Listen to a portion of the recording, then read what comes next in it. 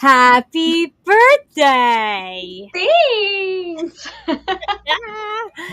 And here we are again. Yeah. Did we I figure looked. out how it happened What? that we're on your birthday Oh, again? so I was just about to say. So I look back, and I think what it is over the years because we've changed the day that we've done the Wednesday show, to and we were Thursday. doing shockingly delightful, and like we were switching things around. I think it ended up being so like when it was on Tuesday, but it looks like I've there's only been one other year when it's been actually on my birthday, but I don't remember which show it is. But either Okay, way, well here and we I are. also might be thinking of your birthday too, so I think I'm just getting them all mixed up. We just like to celebrate. Let's Yeah, just say that. sure. So happy birthday, and I'm so glad you're always here with me because I Oh, love having you here. thanks so much, and thanks for all the birthday wishes from everybody on social media. And you deserve that and so much more. Thank you. I'm going to be honest with you. I don't know how long I'm going to be able to keep this background on because I didn't think it reset so quickly, and it's going to drive me crazy. But that's okay. I will stick it out as long as I can, and then I'll probably switch back to our normal background. Okay. So, welcome, those of you that are joining us live or recorded. Glad that you are here with us. Today, we are, welcome to Moment of Presence. And I'm Michelle with Moksha Grace Coaching. And I'm Krista, ops wizard, ops consultant, CRM strategist, Michelle's daughter, awesome person, birthday girl. I was just going to say, and birthday girl. Yeah. Today is a topic that came up Monday night on a group coaching call. And it's actually come up a couple times on Mhm. the group coaching call. And I wanted to go into it a bit more because I figured if I'm talking about it in a group coaching call, then other people are probably dealing with it too. And let's face it, everyone has had to deal with feeling this way at least once, if not a lot. Absolutely. So today we're talking about stop playing the people pleasing victim game. Yep. And we're going to dive into what that means and how to adjust things so that you're more in power. Well, it's funny because we sort of touched on this last week because I remember very distinctly, maybe it was last week or the week before, I remember very distinctly emphasizing that victimhood is something that's very addicting. It's very sneaky. Sometimes you don't even realize that you're coming from a place of victimhood. But very, very, very addicting. And honestly, it seems like it's most of what a lot of people are kind of holding on to these days. And I think it plays a big part in a lot of the destruction and disarray of the world right now, which is unfortunate. Yes. And the other part of this is so important is the people pleasing aspect because it's like, and I've said it before and kind of joked about it. Like I'm a recovering people pleaser. Like, you want to make everybody happy. But what are you giving up of yourself in order to attempt to make everyone else happy? Yeah. Because And the how truth are you using people pleasing to reinforce your victimhood? bingo, bingo, bingo, winner, winner, winner, chicken dinner, as we used to say in your softball games. Uh, we used to say winner, winner, chicken dinner. Anyway, absolutely, because that's the thing is like nobody can use you, mistreat you, Make you feel any different than how you are in this moment unless you allow them to. without your permission, and even more so without you creating the situation. And so I kind of wanted to start off with something that kind of helped me when I became a mom. And I thought that was Mhm. perfect because, it's your birthday. And so I'm just going to read this. So I'm going to look at my other screen because no, I don't have it memorized, this whole thing. But What? basically, I know, right? Um, but the meaning of it is what I draw from a Okay. lot. And so it's not just about kids. So replace kids, your child, with anybody in your life, right? Okay. So this was from Dr. T. Barry Brazelton, who back in the day was like the guru of gurus. Him Mhm. and Penelope Leach were like my go-to, and it was not Dr. Spock. And so what T. Barry Brazelton said was he believed that you are not spoiling your children, aka Husband, wife, anyone, right, parent, sibling, etc. boss, anyone you care about, unless you are consistently feeling taken advantage of. And that responding to the needs is essential for healthy development, that's a child's needs, but rather than a form of spoiling. He argued that spoiling is a deeper issue involved in a child, wife, aka whatever, anxiety from an inconsistent parent slash relationship, not a matter of providing love and attention. Instead, he emphasized that attentive parenting relationship, including holding and responding to each other's cues, would build a crucial connection and establish the foundation for self esteem and discipline. So it's very easy to take this from raising a child to just putting in any relationship, right? Absolutely. I love this. And so, you know, people would say, oh, you're spoiling your kids. No, because I'm doing and providing for them the way that I want to. Mhm. It's when you start feeling like you're being taken advantage of, Mhm. that's when you probably are. Yeah. But you're allowing it. You've allowed it to get to that point and you're allowing it to continue.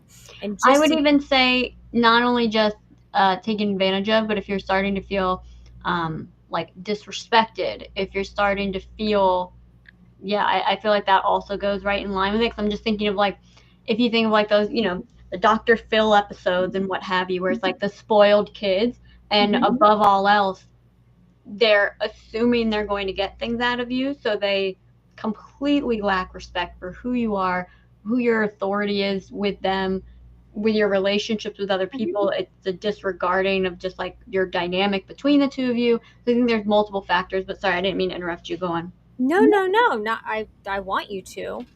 That's the whole point, right? Where it's a conversation. True. Um, and I just I feel like, and we've talked a lot about humans behaving badly and behaving well and how you should treat other people. It's building relationships. And yeah, somebody can draw from you too much and take advantage of you, but you're allowing it to happen. Hmm. And so at what point do you stop it? At what point is it enough? And for you to say, no, we're not doing that anymore.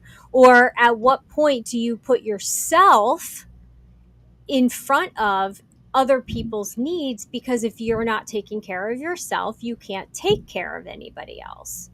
And so this also can be said, it holds true for even your inner family, right? The inner voices inside.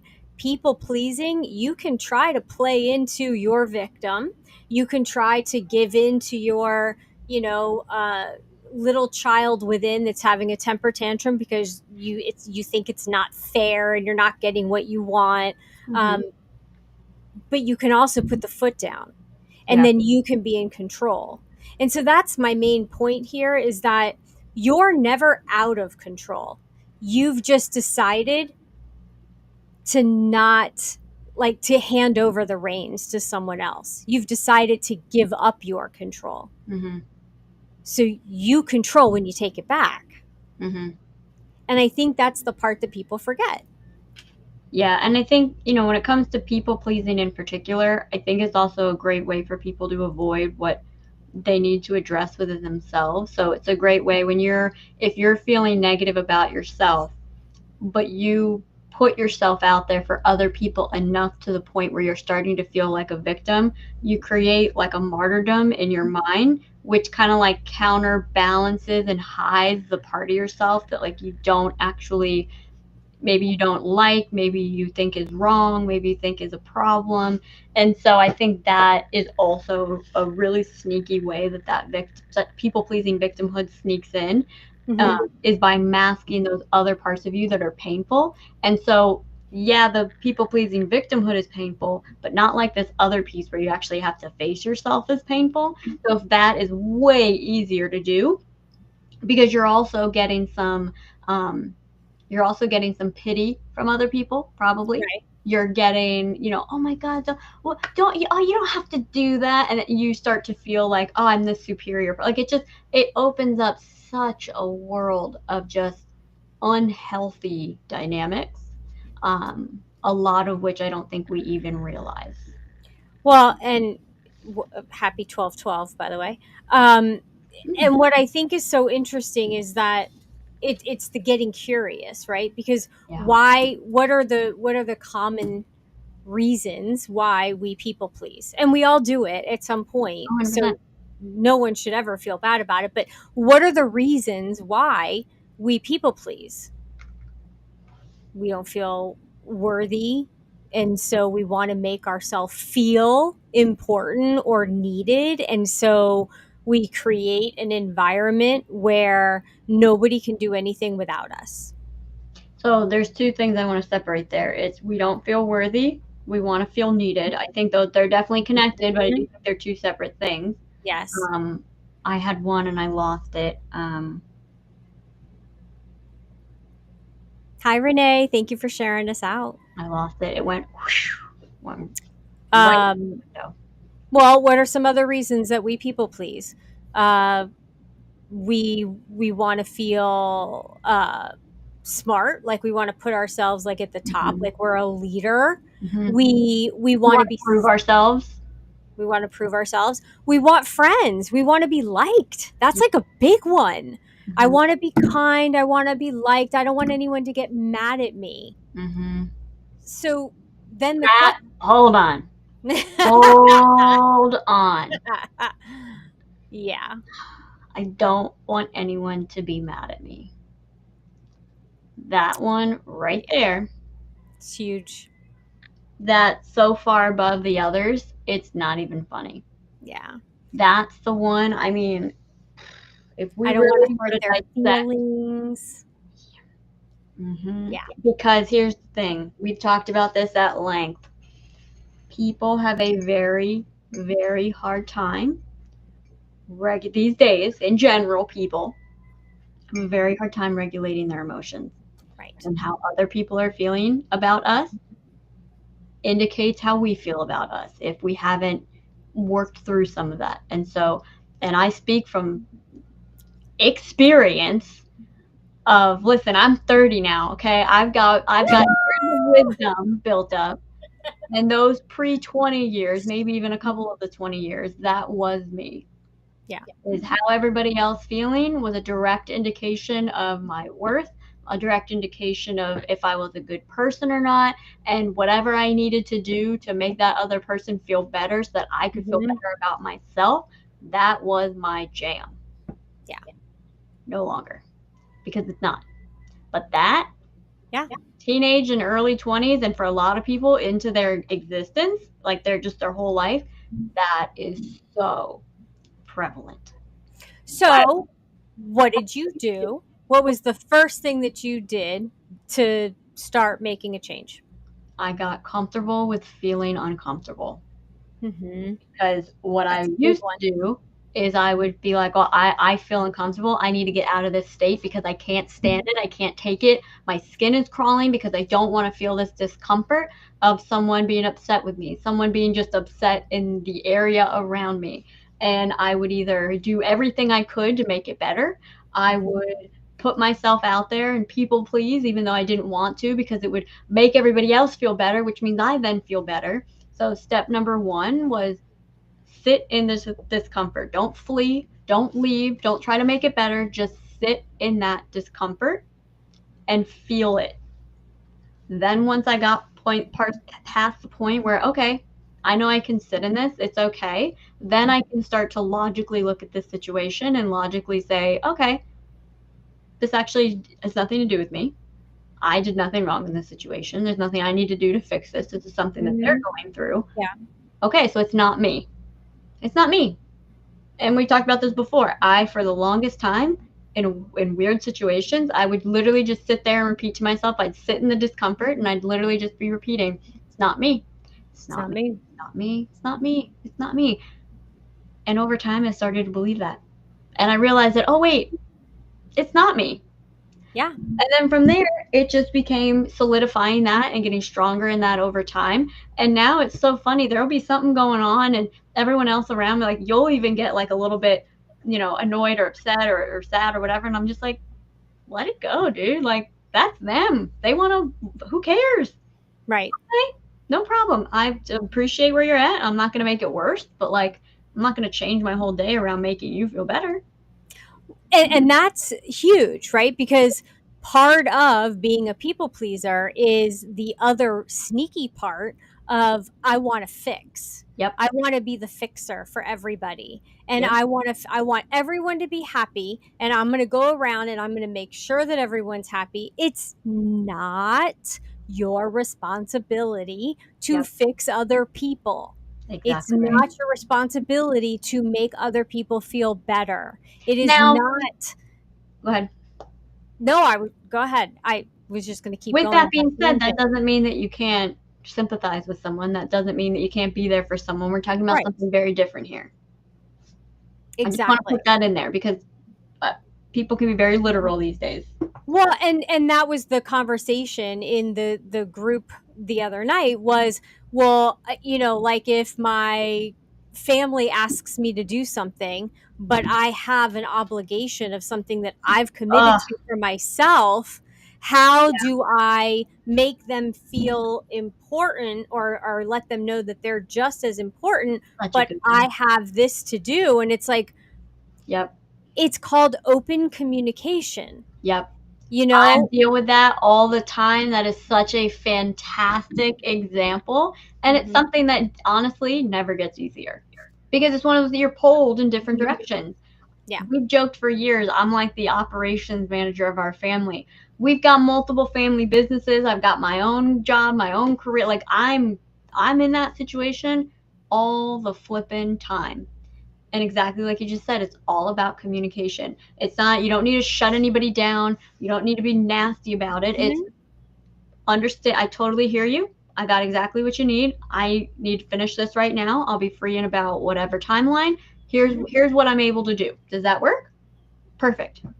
Which is a wonderful, healthy example of compromise versus accommodating. Because accommodating would be, all right, fine, let me just do it now. And now you feel put upon. Yep. You've put yourself right on the back burner or whatever it is that you were doing. Yep. And now you're putting them in front of you versus going, okay, right now I'm in the middle of this, but it's when I'm done or when I have time or whatever. And it's that communication, it's the dialogue that has to happen. Yep. But if you don't have the dialogue and you haven't set good communication, open communications, lines of communication, it's not going to happen. Yeah.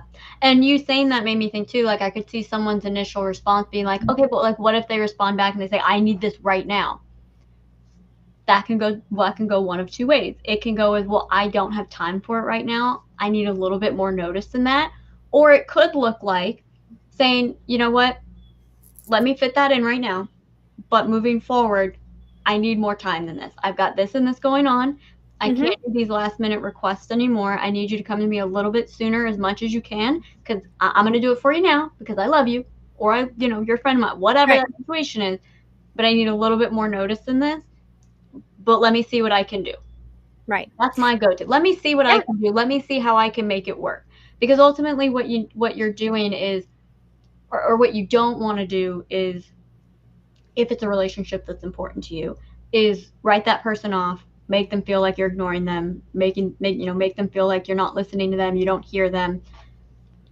There's very much such a thing as I language versus you language. So instead of, well, you keep bringing these things to me late, I totally hear you. I'm a little bit pressed for time right now. Let me see how I can make this work. In the future, I'd love Mm-hmm. if I could have a little bit more notice of when you need these sorts of things done. so that way I can factor it into my plan Right. for the day versus you always bring this to me last minute and Right. you need this right now. Well, I don't know that I have time. Very different tones. Right. And something as simple as I language versus you language can literally, like, I'm not joking, can literally change every single relationship that you have because it's never the other person. Mhm. It's always, if you can shift into I and personal, Mhm. emotional responsibility, mental responsibility, spiritual responsibility, at first it sounds like, well, that sounds like a lot of work. That sounds like putting a lot on me. It's not though, because you're taking responsibility for your situation, you're taking responsibility for yourself, you're taking responsibility for your relationships, and you get to decide how things play out. So by taking that responsibility, it actually gives you a sense of control that allows you to Mhm. handle those situations differently rather than giving your control up to somebody else. And I was just about to say, That might be the best way I've ever explained that. it absolutely was perfection, and it's also, and I don't mean this in a derogatory way in any way, but it's like it's training people on how to work with you, Yep. training people how to treat you. And and I told you I was just reading Chris Voss's book, the Don't Split the Difference, and it's He's you awesome, know by the way. If you don't know Chris Voss, go check him out. amazing. uh, and one of the things that he talks about is it seems like, Hmm. it feels like this is really important to you. It looks like, It looks if like, I'm not mistaken, I'm pretty sure. Mhm, and so you're validating their feelings, you're letting them know that you're hearing them, and then you can kind of negotiate and mhm, say, you know what would help? I have this to do. mhm, While you're waiting for me to finish this, if you could do this part, it'll make it go faster. And so now you're compromising, you're pulling them in, and you're also, again, training mhm. for the next time something like that comes up, that they can't just walk in your office, so to speak, and say, make demands. Um, You know what I love about this hmm, is I'm so on board with this, and what's so funny, and people may not realize this, but I am so incredibly stubborn, and I'm so incredibly the type of person where I'm like, obviously, I'm what I say and do, how you take that is not my responsibility. I come from a place of really good intentions. If you misinterpret that, like, that's not on me. But I am so on board with this, and I can see so many people being like, "Well, I don't want to have to sugarcoat it." And I've said that myself, where it's like, I don't want to have to dance around the top of it. I just want to tell you straight up how it is. I hear you. I'm with you. I wish that it worked that way, but we're all humans hmm, with emotions and personalities and feelings. hmm, And there's a reason that there's a very popular saying called "You catch more bees with honey." hmm, Because when you do incorporate things like this, where you are using some of that language that Chris Voss so expertly, just fantastically explains, and yeah, there's YouTube videos and interviews with him, like, genuinely go watch it because, yes, he's a negotiation expert, a terrorist negotiation expert, if I'm not mistaken, but those strategies work in every day. That yeah, softening at first. yeah. Oh my gosh, sorry, hold on, there's something in my throat. So the book is called Never Split the Difference. It's his newest book. Feel like I just breathed in glass. I don't know what that was. Sorry about that. Anyway, there's a reason why that sort of framing, as it's called, works so well. Hmm. What you're doing is you're disarming someone's defenses for a positive reason. Don't Right, use this for ill. You're disarming their defense mechanisms that allows you to actually speak person to person. Because if you right. come out the gate swinging, you're going to be met with both of your defenses going at full blast. When you use that softening language, that framing, you lower the defenses and then you can have a legitimate conversation. You can speak to each other on equal levels, and neither of you are coming from a place of malintent or defensiveness or just like not, you're never going to reach an agreement if you're both coming from a defensive place. And an emotional place. Yes. And that's where the emotional intelligence comes in. And I talk about this all the time, like corporate pushes, you got to learn EI for your, so that you can get along with your employees and your other team members. you need to check your own self first. Because if you're coming in hot and you're angry because of XYZ, whatever the situation is, in whatever relationship, personal, business, or what have you, if you're coming in hot and you're coming in angry, you're not going to think about, wait a minute, what's their perspective? Not because you're giving them an out or giving them an excuse, but seeing it from different perspectives allows you to then respond in a different way where you can compromise. Because a lot of times when people are feeling put upon and they might get angry or they have less tolerance and impatience, they're going to go, oh, just give it to me and let me do it. Well, now you're not teaching anybody anything. What you're doing is you're, again, making them have to depend on you. And then that creates that people pleasing continuation of the people pleasing. What are Okay. you looking up? You're I, looking up. I was gonna say I know that you guys can see I'm looking intently at the screen. So I was just looking up if different parts of the brain are triggered when you're angry versus when you're just like having a calm Mm-hmm. discussion.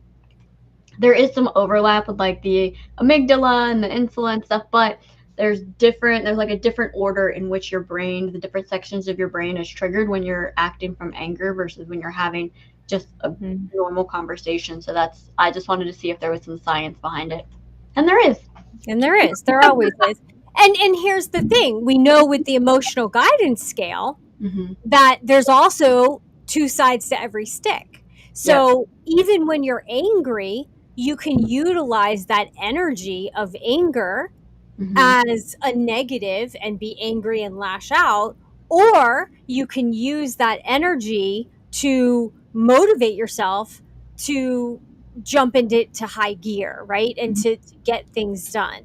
Mm-hmm. You can be sad and function from a place of love, grief, sad, Mm-hmm. whatever, because grief and love, we wouldn't grieve if we didn't love, right? So it's actually a good thing if you're Mm-hmm. grieving. It means that you loved really well, and that's a Yeah. good thing. It it's a loss, and if you can take that and utilize it for something good versus sitting in it and allowing yourself to go deeper and deeper and deeper and deeper into your hole the of what's missing, then that can turn out very badly.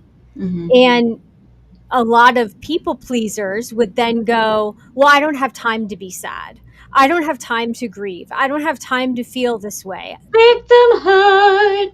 because I have to make everyone else happy, I have to hide it, and I have to put my smile on anyway and just get through it. Mm-hmm. And what that's doing to you internally and your health is Yep. not good.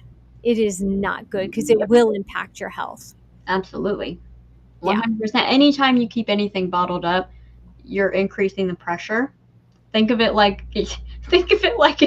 putting more and more Mentos into your bottle of Coke. Eventually, that Coke bottle is going to explode. It will explode. It Yeah. will explode.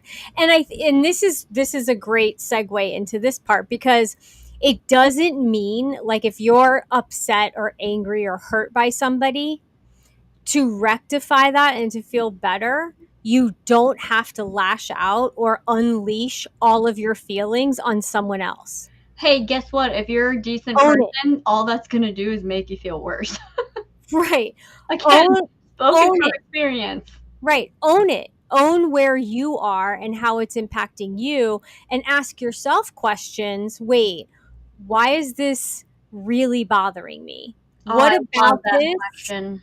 What about this is really bothering me? It What's makes me the so uncomfortable to ask myself that question, and it's the best because it forces you to get uncomfortable quicker, which moves you through the emotions quicker. You can get to right? your end goal quicker versus if you ignore it and you avoid it, all you're doing is prolonging it. Mm-hmm. So And so, yeah, get that discomfort out of the way. Just get it exactly. out of the way. What? Exactly. Yeah. And how many people are afraid of that? They don't want to feel it. Mhm. because they think they're going to run from it and they'll be able to outrun it. Well, guess what? You're not.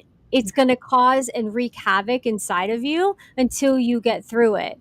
But you And that's don't. also where you go 20 years without talking to someone because you had a fight 20 years ago that you don't even remember what it was, but thinking about the person still ticks you off or still saddens you or annoys you or whatever it is. Get it out of the way now. And that doesn't mean that you have to have a sit down with that person. No. That's not what we're saying. I'm sorry, but this is going to be a hot take, as the kids say. I don't think every disagreement, every argument, ever whatever requires an I'm sorry. Maybe And that's it where doesn't that was even. brought up, but like, I don't need that. I know that that wasn't your intention. I know that the people that I'm dealing with, at the end of the day, they're humans that have pure Mhm. hearts and they had a bad moment. I don't need somebody to say sorry to me. I know. I got you. I've already forgotten about it from a minute ago. We're good. I don't Yeah. need you to apologize. There's this big thing lately I've been seeing where it's like, if you don't apologize, Let's it's just talk going to it get over. out. I don't need to. I'm good. I'm really like, I gotcha. And I think that comes Yeah. from a place of being okay with the discomfort, really believing in where people are coming from, and getting to a place where you can look at a situation and maybe think through it logically, or just know that, like, this person that I'm dealing with, this had nothing to do with me.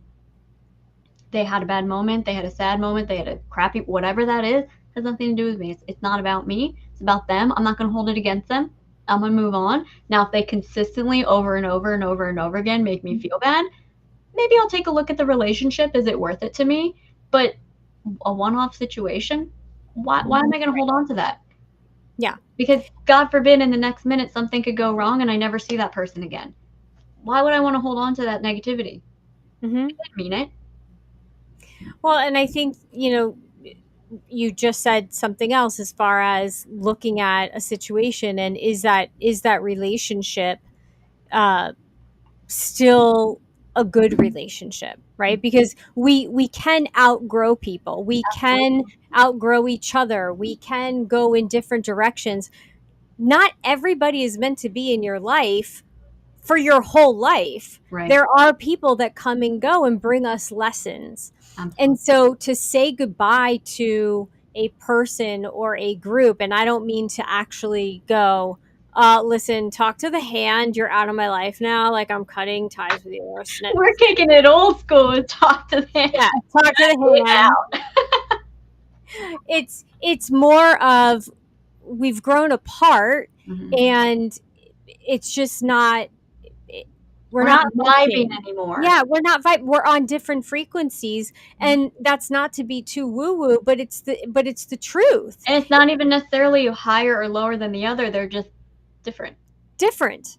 That's it. It's different. You don't need to ask for forgiveness. You don't need to ask permission. You don't need to make a grand stand and somebody Grand goodbye with a yeah, total dramatic exit.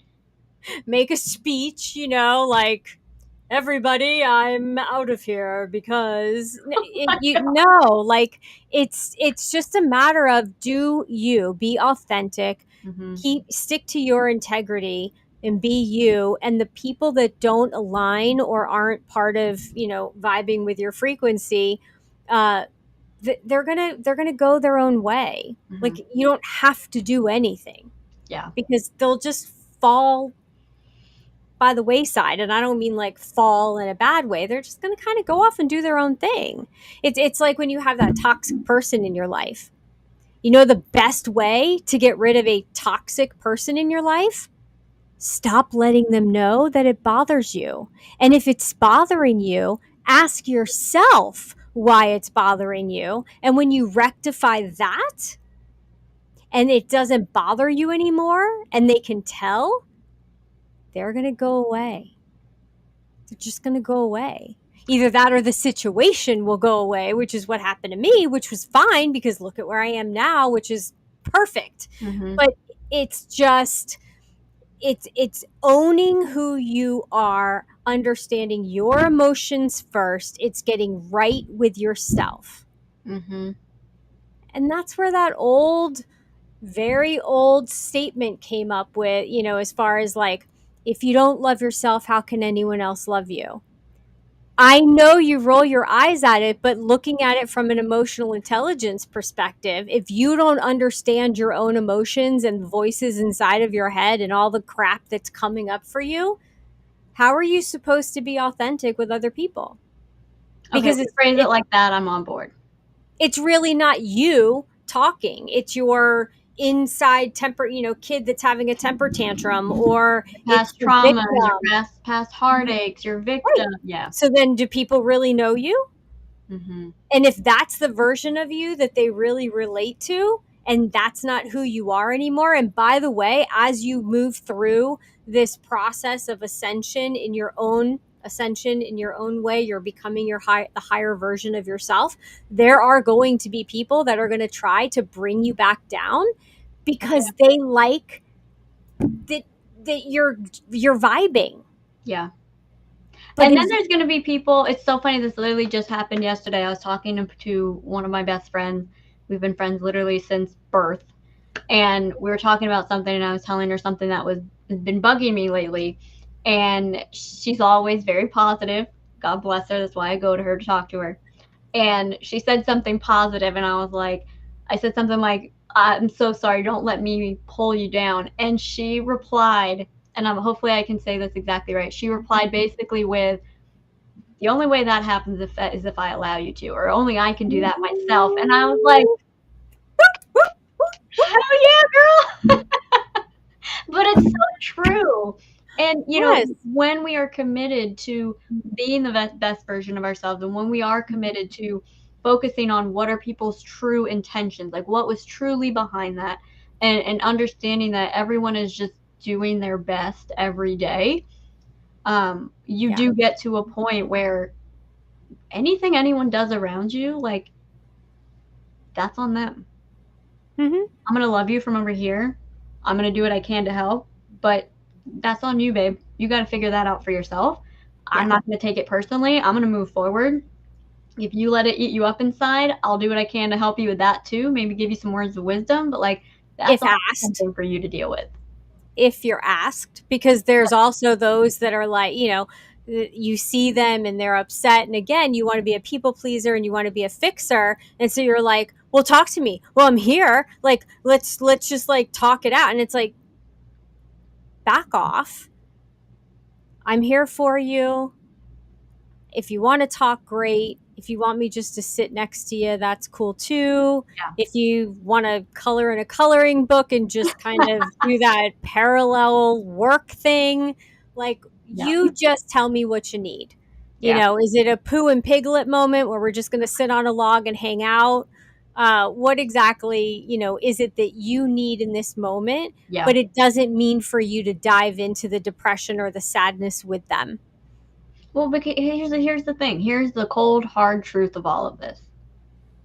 You cannot you cannot love someone enough to make them feel better about themselves. They have to do that. Amen, sister. No matter how much you want to make things better, no matter how much you want to fix somebody, no matter all you're doing at the end of the day, and I'm speaking to every people pleaser, every fixer out there, Hmm. all you're going to do is prolong their healing. All you're going to do is make that a longer experience for them in the long run. Hmm. If you're trying to fix it for them, if you're trying to solve it for them. Again, if they ask you for your input, you can be there for them, you can do all of those things, but if you try to fix it, you make it worse. That goes even with kids and teenagers. If they mess something up, if you just rush in and you solve it for them, that lesson's going to come back around and Hmm. until they handle it themselves. Right. Right.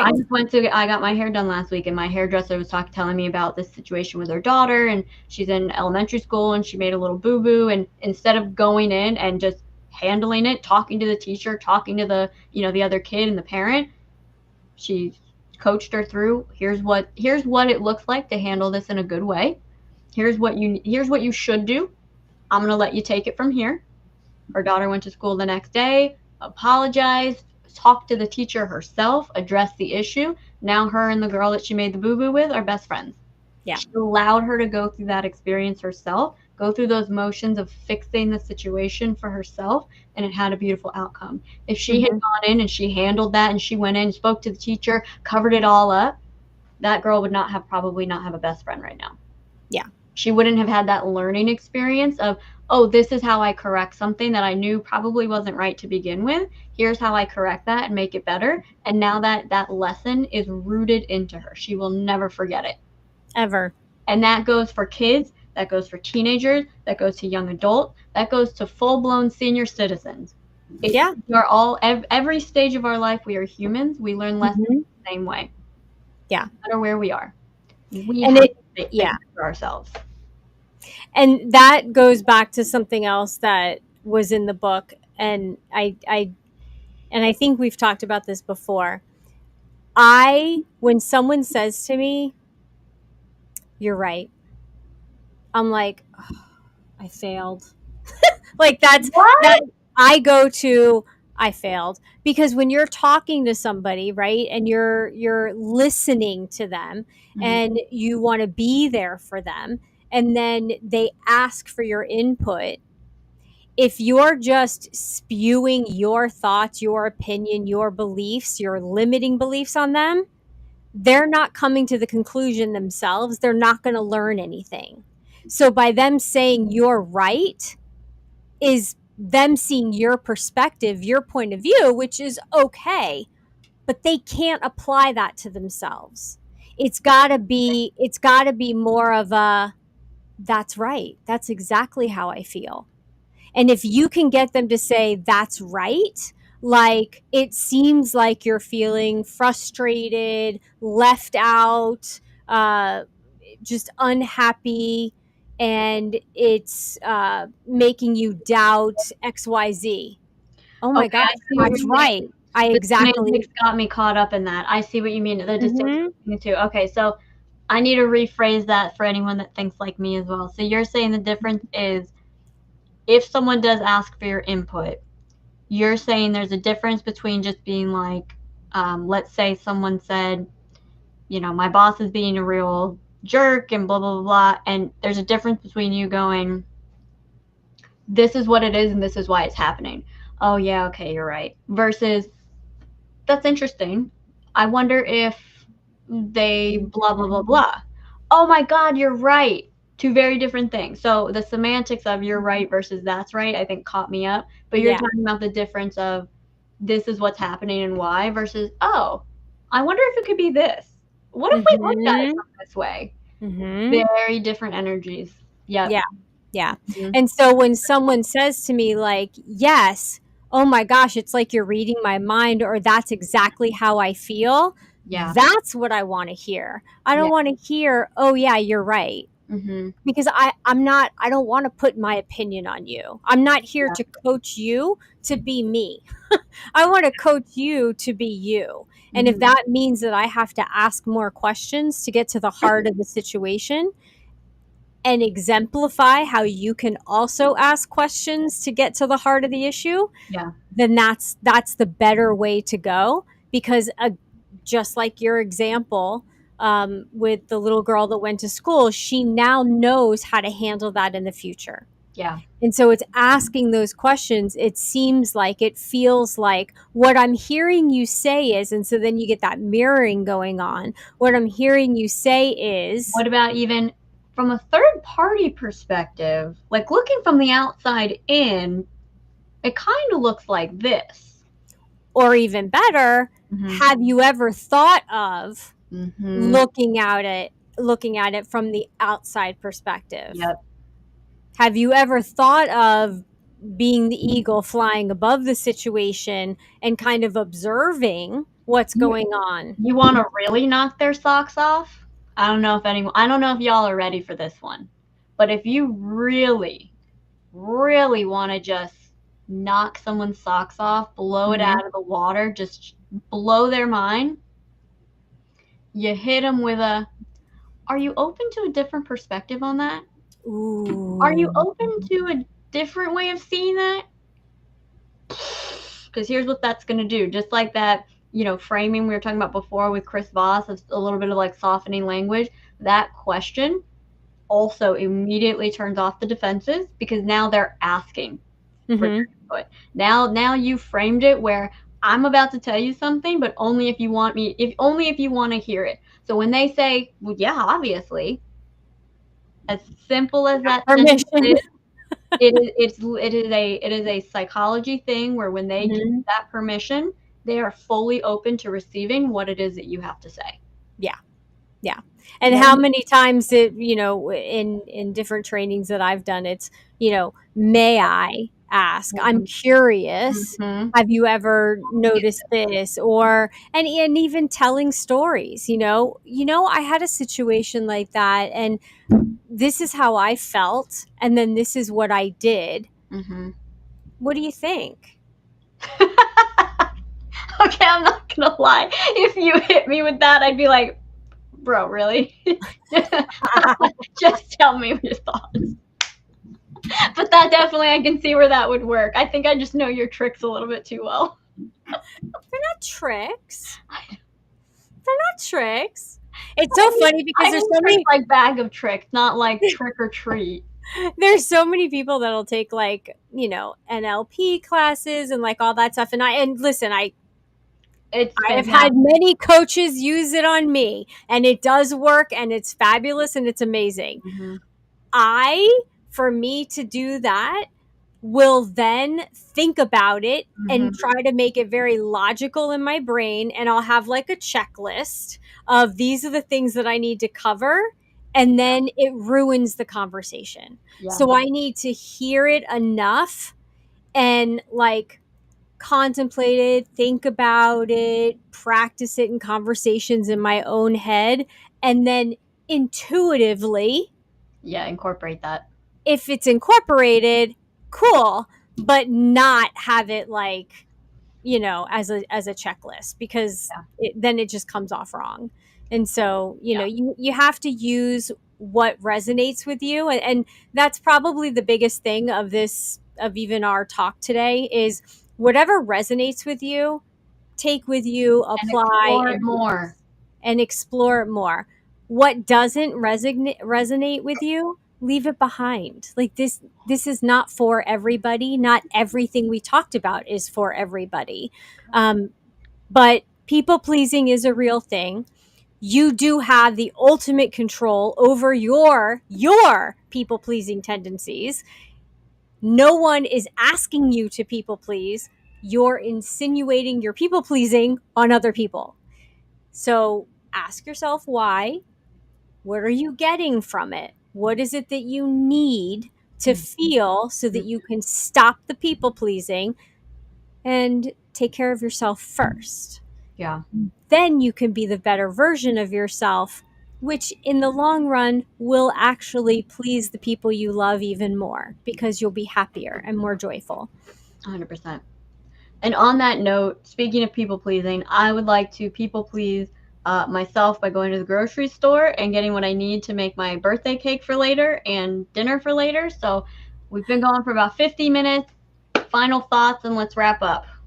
She's only baking her own cake and making her own dinner because Fully she my choice. chooses to. Fully my choice. Yes, I've been doing that for years. It just I make sure it comes out exactly the way I want it. Which that doesn't mean anything against anybody. I'm just particular about my food. And she loves to cook and bake. And It's yeah, kind of like exactly, her meditation. exactly. So I think we should take a couple of deep breaths. We've Let's do it. brought in a lot of information, and so let's just take some deep breaths. A nice deep breath in, and then hold it, and then think of someone you love, like yourself. Just exhale slowly. Are you reading my mind? I was literally gonna make a joke about that. Big deep breath in. Just bring in some joy, and exhale slowly. You guys will see us using our hands just a way to kind of connect body and breath together.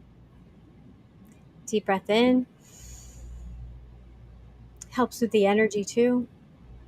And then slowly ground and just feel your breath going all the way into the ground, grounding yourself. Whew. Thank you to everybody who joined us today. Thank you to everyone who left a comment. Hello, for joining us. This was such a great talk today. Share, like, subscribe, tag people if you're on social media. The people that you know that might need to hear this message, you can tell them it's about something else and trick them into watching it. I shouldn't say that. I'm sorry, but sometimes it's necessary. Anyway, thank you for joining us. I'm going to go have a great birthday. We will see you next. Happy birthday. Michelle, where can they find you? Mokshagrace.com. You can find me on any of the social media outlets, even on Rumble, under Moksha Grace. And yeah, look me up. I love having conversations. You can DM me, and I am very open to just having conversations and talking people through situations. That's the best way to get to know me. And then you can decide if you want more guidance, and yeah, we can potentially work together, but otherwise you can always just say hi. So every day you get to wake up and you get to make a choice. Is it going to be a good day or is it going to be a bad day? Choose wisely and make it a good day. See See y'all you next later. week. Bye. Bye.